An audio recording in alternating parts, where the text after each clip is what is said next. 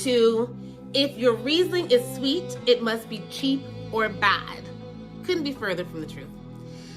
Listen, as a matter of fact, some of the world's most collectible and age-worthy wines are sweet Rieslings coming out of Germany.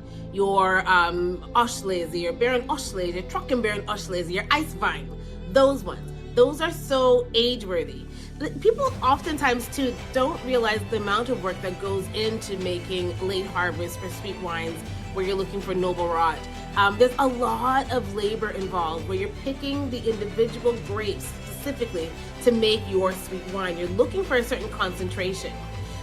Even though I'm saying that these grapes are going to be high in concentration and very sweet, what people also should realize is that Riesling is a grape that cannot hide its acidity. So even though you've got these really ripe grapes that are very fruit forward, very sweet on the palate, they've got a lot of acidity. So they oftentimes will come up being very balanced. And it's that acidity that makes these wines so age-worthy, and just something you want to collect and grow and see how it transforms in the bottle. So no, if your Riesling is sweet does not mean it's cheap or bad. All right, now we're at myth number 3.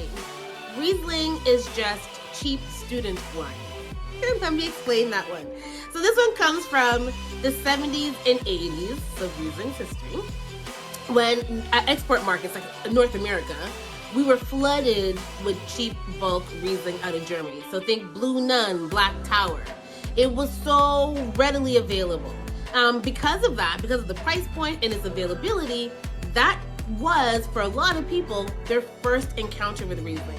Which is why today, when you go to pour someone a Riesling, they put their hand up and say, no, it's too sweet. They're thinking that. That is the history, that is the reputation that Riesling had from the 70s and 80s.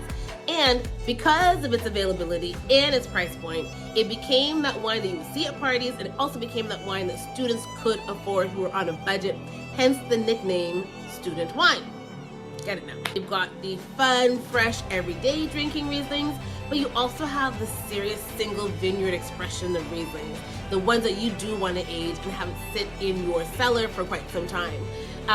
But listen, what I will say about that 70s, 80s Riesling, and that reputation that still carries it with it, that's why you find like some of the most sought after single vineyard expressions of Riesling are still underpriced because of that history. So I guess in that sense, I guess we win as consumers.